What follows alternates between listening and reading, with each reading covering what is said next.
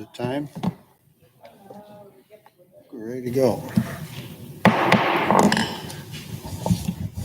Good afternoon, everyone. Welcome to the business meeting for May 18th, 2021. And we do have a quorum. All three commissioners are present. And Becky, would you like to lead us in the flag salute today? Pledge allegiance to the flag of the United States of America and to the republic for which it stands, one nation, under God, indivisible, with liberty and justice for all.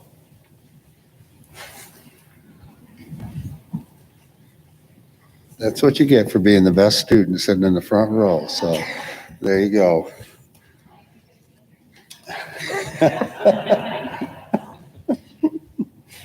Oh, anyway. At this time, Zoom guidelines, Taylor? This Please. meeting is streaming via Zoom, Facebook Live, and YouTube Live. For those meeting in person, please remember to turn on your mic and speak directly into the mic when talking. For those joining us via Zoom, please remember to mute your phone or device when you are not speaking. If you forget to mute your phone or device, we will mute you and you'll hear a voice saying you've been muted.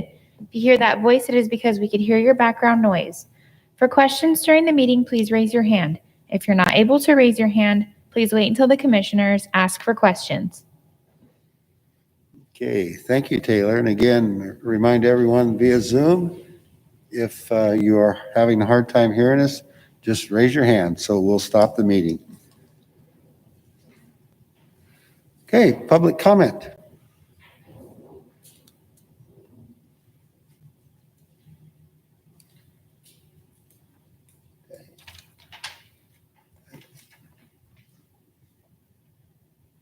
Anyone else? It's pretty quiet today. Okay. No public comment. So at this time, we'll go ahead, and this is a certificate from the County Roads Administration Board presented to Lewis County Public Works, and I'll read it. It's from the Executive Director John Coster, and it gives me great pleasure to read this. It is my pleasure to send you the endorsed certificate of good practice that was approved by the resolution of the County Roads Administration Board at the meeting of April 29, 2021. It is suggested that you will present this certificate to the county engineer at an appropriate time, which is now. So a certificate of good practice has been transmitted to the state treasurer on behalf of your county pursuant to the authority contained in the RCW 36.78.090 as shown on the certificate enclosed. This action by the CRAB Board will ensure that the continuous disruption of your monthly state gas tax allotment from the Office of State Treasurer. On behalf of the members and staff of the CRAB Board, I would like to express my appreciation for the cooperation we have received from you throughout the county engineer's office during the past year. And as one of those board members, and again, I was kind of the newbie. I'm the newbie on the block, but Lewis County has always had a stellar reputation, and I know that this certificate, we've received it many times. You have received it. So, and it's a very, very important board. And so it gives me great pleasure to present this to Public Works. So at this time, I'm going to probably pass this down, and I'm going to, can we just, why don't we just hold it until afterwards, and we'll get a frame for it and do some things with it. So at this time. So anyway, Tim, would you like to say a few words or anything, any comments? You're right. This is pretty important. It's worth quite a few millions of dollars for us annually. If we do not get the certificate of good practice, we typically get put on probation and have to go through a whole bunch of stuff to get back in good graces. So it's very important that we keep this up. And I have to give a lot of credit to my staff. I couldn't do it without them. So. Yeah. So, and again, Public Works, you guys go above and beyond, and that reflects also shows the representation at the state level too. So very much appreciated. Thank your staff, and also Josh is not here today, but I'm sure he's around somewhere, so we'll be able to talk and say some nice things about that too. I'm sure he'll have other comments. So thank you very much, and thank your staff.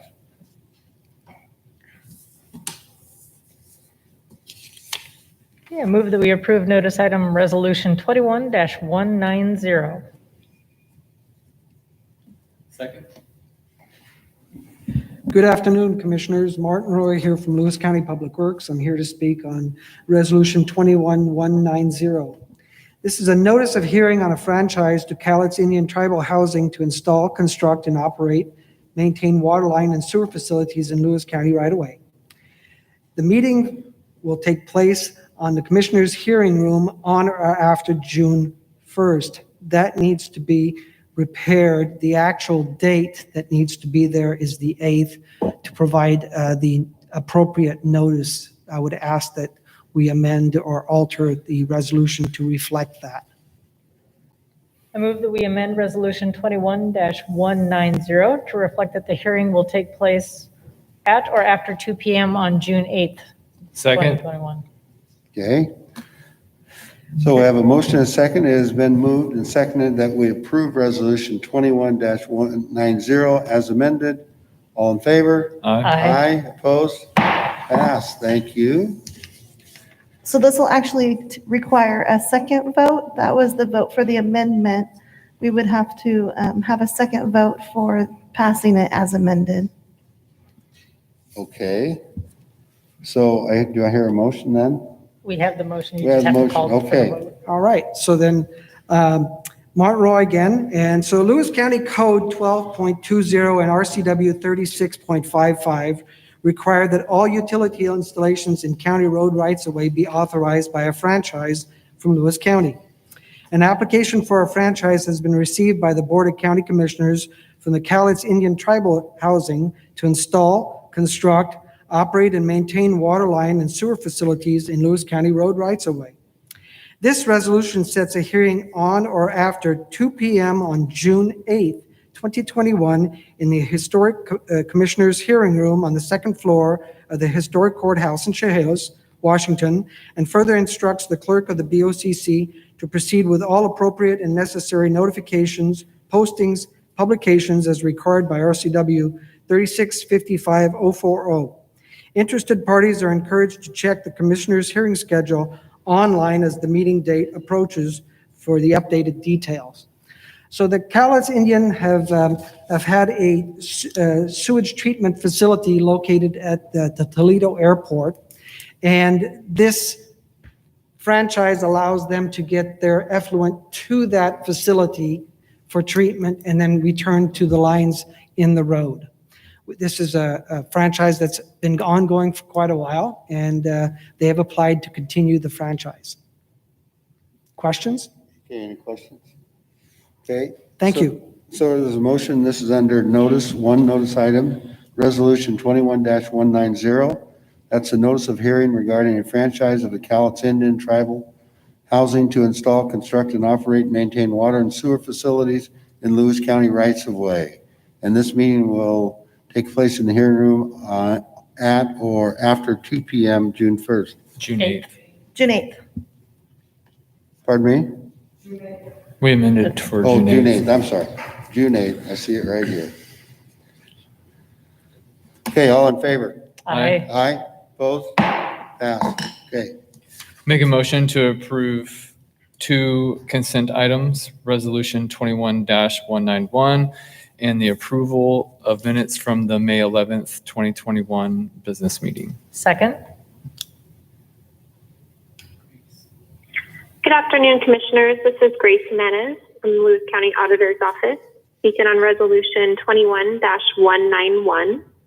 This is the approval of warrants for payment for the week of May 7th through the 13th. The first section there is our warrants issued on behalf of special purpose districts. They're noted as a skip in sequence. Those are numbered 841-469 through 841-488. We also had our regular county warrants numbered 841-489 through 841-985, a total of 407 warrants for a total payment in the amount of $1,170,582.08. We also had our payroll that went through on May 10th. The payroll warrants were numbered 795-829 through 795-830, and automatic deposits numbered 25580 through 26155. That was a total of 578 warrants and automatic deposits. The total payment against the county was $1,071,086.87. Thank you. Okay, thank you, Grace. So there was a motion and a second to approve two consent items. The first is Resolution 21-191, approval warrants, and the second one is approval of the May 19th, 2021 business meeting. All in favor? Aye. Aye. Opposed? Passed. Thank you. Okay. Move that we approve deliberation items, Resolution 21-192 through Resolution 21-200. Second.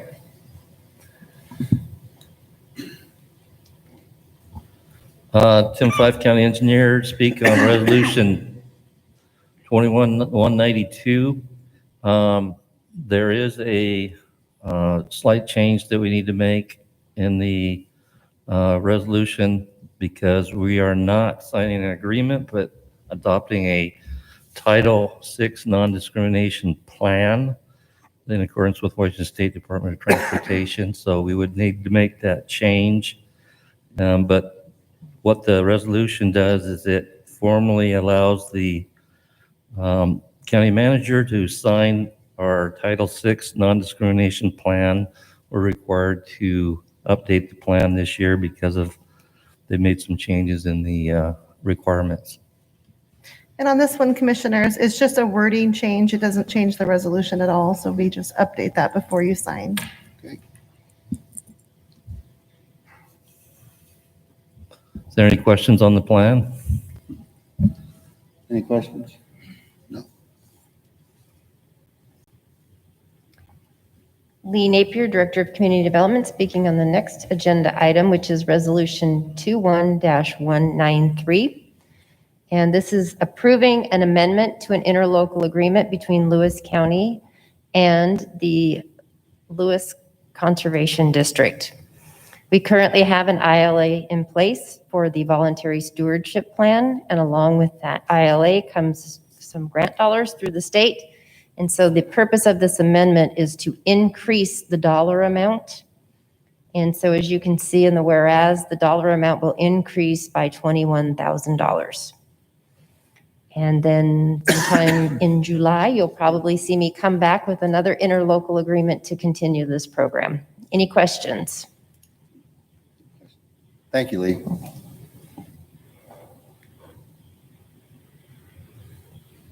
Okay. Hi, Commissioners. This is Grace Jimenez from the Lewis County Auditor's Office, speaking on Resolution 21-195.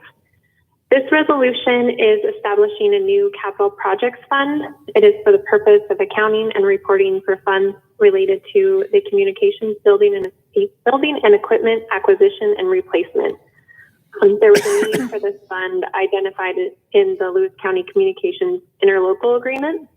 And so this will be created as Fund 3300. Any questions? Did you, Grace, did you say 21-195 or 194? 194. Okay. Thank you. Thank you.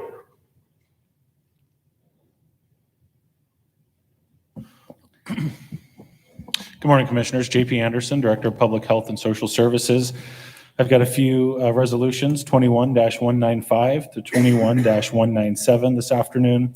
The first one is an amendment to an MOU between Valley View Health Center and Lewis County to extend the ending date for the testing strike teams and the COVID-19 vaccines that they're providing in accord with mass vaccination efforts, which again is anything outside the normal service delivery qualifies for that FEMA funding.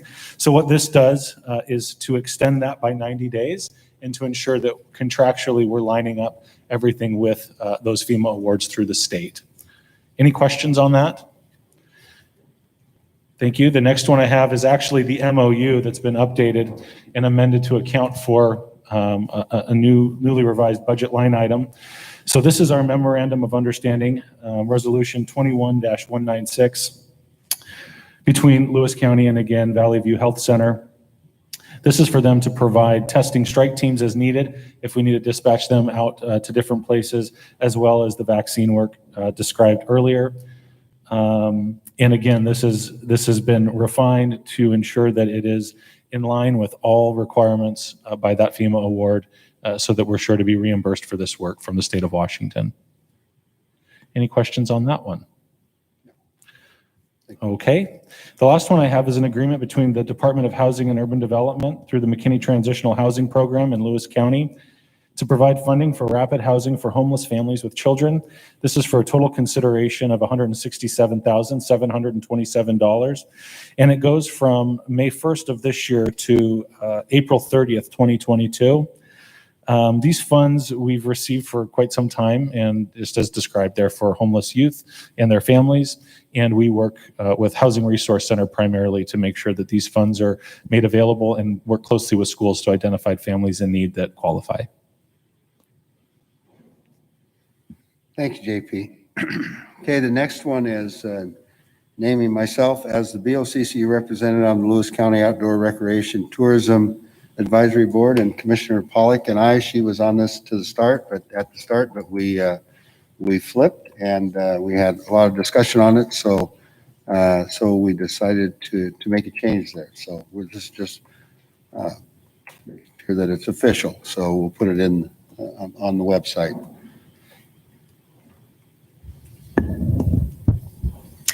Becky Butler speaking to 21-199. This is to approve a memorandum of understanding between Lewis County and Lewis County Economic Development Council to facilitate and plan stakeholder meetings as it relates to strategic infrastructure initiatives tied to the American Rescue Plan Act funds the county will be receiving. This is a $300,000 contract over 2 years through May of 2023, extended at the board's wishes, and can be amended for other services as we go through this process. Okay. Any questions? Any questions? Richard, would you like to say a few words? Nice that you're here. Thank you very much. We look forward to this working opportunity. We hope to turn this money into more money with matching funds. We help to be able to coordinate things into a Dig First program and show that we can actually take the infrastructure dollars we have, coordinate them better, and help us get higher matching results from the state and from the feds. So we're looking forward to it. Partnership. Thank you. Very good. Thank you. And thank you and your staff too, Richard, all the work that you're doing. Okay. Grant agreement. Yes, speaking to 21-200, this is approve a grant agreement with the Washington State Office of Public Defense for representation of eligible individuals seeking to obtain orders to vacate felony convictions or have felony resentencing hearing pursuant to State versus Blake decision. So as we discussed earlier today, this is one of those initial amounts of funding that's coming through the state to help us offset the cost for the Blake decision.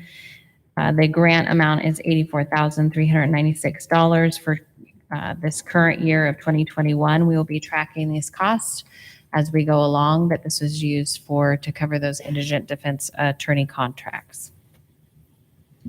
Very good, Becky. Thank you. And thank you all your hard work on this. It's kind of mind-boggling, really, some of it, all the things that's coming at us currently. So thank you and your staff. Okay, there's a motion and a second to approve 9 deliberation items, starting with resolution 21-192 and ending with 21-200. All in favor? Aye. Aye. Aye? Did I hear this third aye? Opposed? Passed. Thank you. Okay, JP, we'll turn it over to you. Give us some good news today.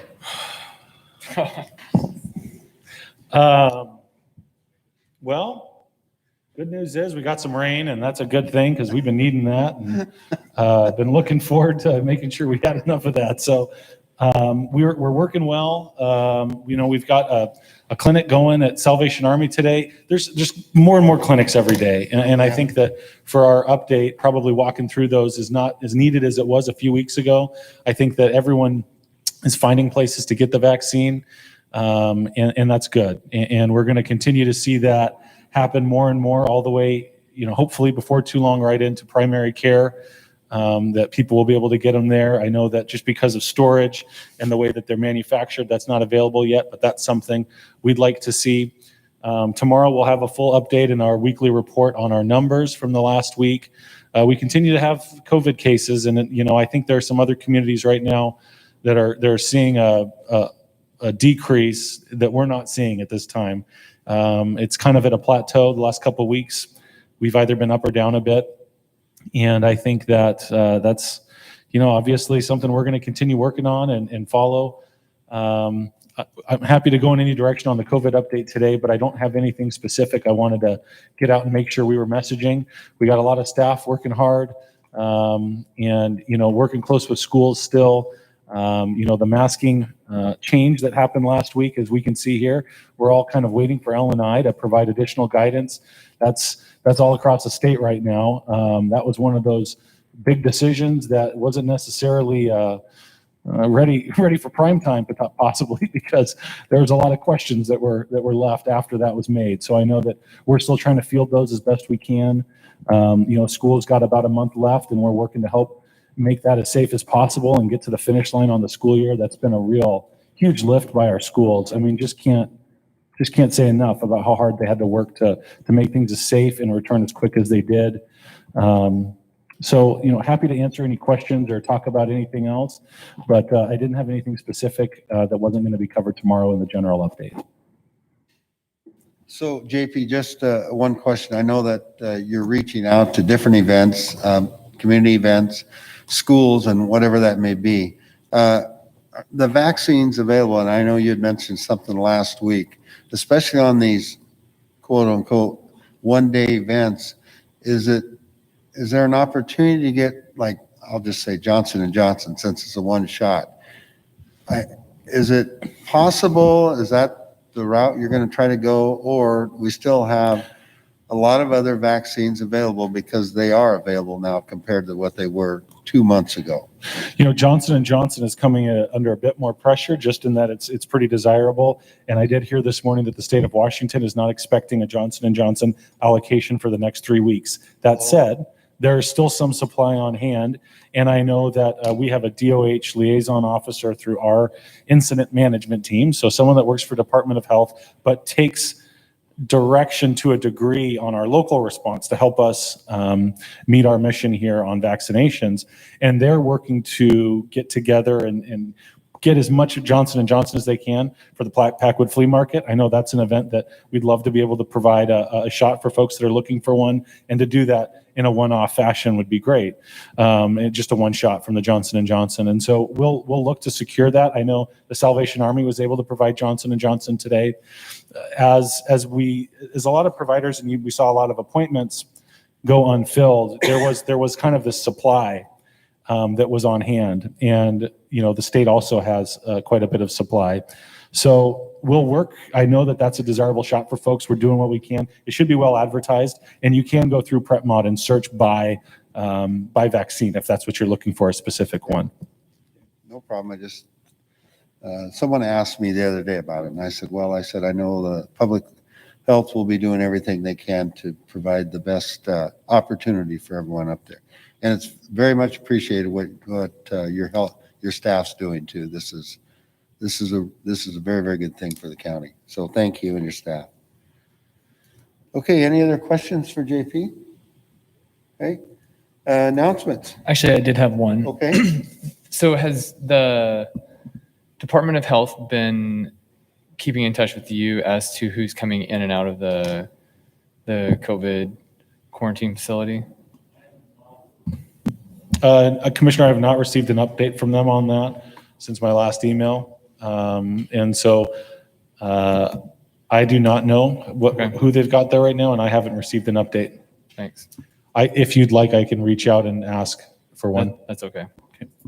And just to remind everyone, we did sign a letter yesterday that was going to be sent up to the health department and also the governor in our concerns about what's going on there at Lakeview. So thank you, and thank everyone for that.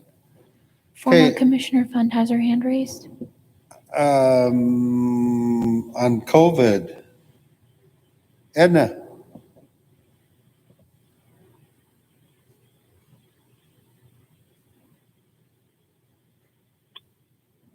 I don't have anything on COVID. It's for announcements. Okay, we're going to go on announcements. Ron, you've got an announcement regarding seniors? Yeah, yes, I do. Okay. And I appreciate, or I apologize first that I'm going to have some things that I'll say in this that the commissioners are already aware of, but I need to let the public know where we stand. In the past week or so, there have been a number of letters that have appeared in the Chronicle from people in our community, seniors in our community, concerned about the fact that the senior centers are not open. And even on Saturday, Michael Wager, who wrote an opinion piece in the paper suggesting that you as commissioners should get these senior centers back open. I guess after Mike left the Chronicle, he was not aware that the senior centers no longer belong to the county commissioners.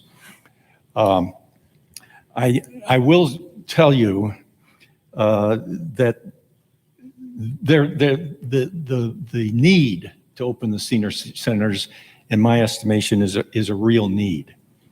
About 2 years ago, we had a national survey taken, and the researcher moved to various senior centers around the country and overwhelmingly established that the role of socialization provided to senior centers was a very necessary contribution to the health and welfare of our seniors. Commissioner Stamper, you know, as a former member of the governing board of the Lewis Mason Thurston Area Agency on Aging, and Commissioner Swope as the current member, that the congregate meal program specifically provides that the reason that is held in our senior centers is partially for the socialization that goes along with it. I also sit as chairman of the board of the Cascade Community Healthcare Organization. And during the COVID crisis, one of our concerns there and concerns among the Lewis County Senior Board is the welfare of our seniors being stuck at home and losing that opportunity to have socialization among its population because we had to close the senior centers. As you all are aware, in March of 2020, we had to close the senior centers because of the COVID crisis. And to the benefit of our county, we switched our program to a Meals on Wheels program, but it required, one, that we couldn't leave the centers open because we needed all the staff from the senior centers to cook the meals and prepare those meals, package them, getting them ready for distribution. And we're still doing that. We went from about 3,000 meals a month to over 18,000 at the height of the crisis. Our lowest number of meals that we've experienced since has been as low as 13,000, but that still is a considerable effort. Plus the fact that the Lewis Mason Thurston Area Agency on Aging has yet to provide us permission to open our senior centers for use of congregate meals or activities. And that needs to be resolved before we can move forward. I personally am very, very sympathetic with the seniors that want to get into the centers at least on some occasions. And I think that we can do it. But we do have to recognize the fact that we are suffering under some restrictions that have to be resolved before we can open them on a regular basis. As a result of this, we are currently preparing a plan on how we can open these senior centers that we will be presenting to the LMT AAA to get their permission to at least partially open the centers if we can. We, in addition, need to get those facilities clean before we can open them up, and we're starting to develop a capability to do that. We need to fund the staff for them because we still need to do the meals, and we're going to have to find a way to fund that staff, and I'll certainly be getting in conversations with the budget office and yourselves in this area, because socialization, in my estimation, is really a real need, and if we can in the ARP program find a way to help us do this, at least partially, and I'd work with you on how we might be able to accomplish that. So when we complete that transition plan,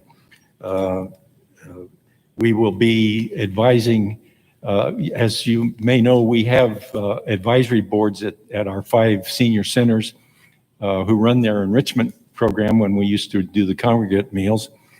And they used to raise funds in that process. And we need to talk to them to assure them that we too want the senior centers open, but we have to unfortunately go through a process. And we're in the middle of that, and we hope that we can do it sooner or later. I'm thinking that we'll probably initially perhaps open some of the seniors one day at a time. Our biggest problem is the Twin City Senior Center because the meals are being prepared there. And so as a result, access to the inside of the building is restricted. But we do have some facilities outside that we might be able to use to accommodate some approach to get our seniors back to the centers so that they can, again, meet with each other and socialize. Thank you very much. Do you have any questions? Thank you. Do you have any questions for Ron while we're up here? I think if somehow the senior center could just lay out like a plan of, we're working on a plan to get them open, I think that would help ease their temperature about getting open, and then maybe even getting someone like Lindsay to host an event at a restaurant that gets some of the seniors together. I do hear from the different seniors about them wanting to open, and I think the social aspect is very real, and I mean, we all want to be social, and I definitely see the struggle there, and I'll definitely be contacting Nicole with AAA and just talking about helping to come up with a plan, and then to see if there's what funding could help in this transition period. Thank you. So Ron, anything that we can do? I'm sure that we're at a 24 hours notice. So anyway, so we'll move through that, and we'll look forward to, and I'm sure everyone's looking forward to socialization. And I know and I guess probably just, you take a look at what everyone's went through for the year plus whatever it's been. And we know it's been very difficult on the younger generation too, because they need social activity and social interaction. So imagine with, family members, not as many family members as around. So yes, I think everyone is definitely feels the pain from this. So whatever we can do to support this. And mind you, the senior staff has been amazing through this entire process. I can't imagine the day in and day out and preparing the food and getting it out. I mean, Believe me, the staff A lot of hard is work. concerned about helping that, that most of them are there because of their commitment to the seniors. right. And so they realize that they're hurting. They want to do something about it too. Unfortunately, we still have to run that meals program. Okay. Anything else? Thank you, Ron. Edna? Yes. Commissioner Stamper, this is directed at you. Okay. What 41 today? Pardon me? What happened 41 years ago today? Oh, it was Mount St. Helens, 8:32 a.m. Yes. I was going out to pick Yes. up the PI and I saw the top disappear off Mount St. Helens, along with all the other stuff. So yes. And us youngsters thought that wearing masks was fairly normal, Yeah. This is Yeah. just what you did when a Actually, disaster they were occurred. for a while there, that's for sure. So That's true. And I think it's kind of interesting that today you've been appointed to the Lewis County Outdoor Recreation, because St. Helens is an attraction for folks to come to from all over the United States. And as you and I have bantered back and forth with Collins County, that you can get to St. Helens, Lewis County. You do not have to go to Collins County to get through. that's correct. You can go through beautiful downtown Toledo. And, Yes, yes. And then Anyway, hit the Spirit Lake Highway. So absolutely. And, once upon a time, and I know that Toledo did, for whatever reason, change the sign, used to be the gateway to Mount St. Helens. So as far as I'm concerned, it's still the gateway to Mount St. Helens. So yes, absolutely. Absolutely. So And yeah, they had Upper a story on the news Louis- last night about it. So yes, thank you for reminding me. Yes, that's my history moment for today. Thank Okay. you. Thank you, Edna. Okay, anything else on announcements? Calendars. Any questions? Claudia? Not at this time, thank you. Okay. And let's see, is Susan on today? I don't see her. I am. Oh, there you I'm on. are. There you go. Oh, there you are. Thank you. And I don't have any questions either. Okay. Thank you. Seeing no further business, I move that we adjourn. Second. We're adjourned. Thank you. And thank everyone for being here today, and have a great rest of the day.